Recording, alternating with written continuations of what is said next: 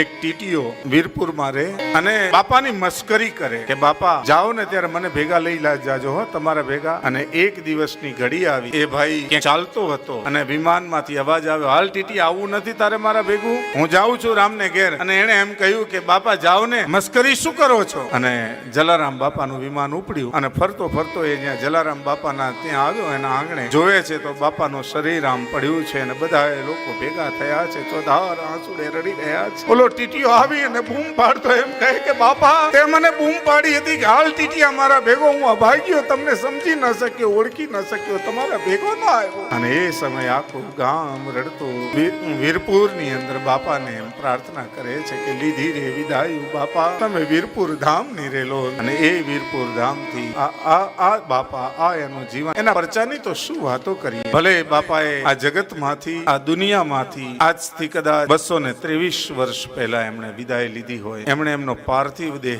છોડ્યો છે.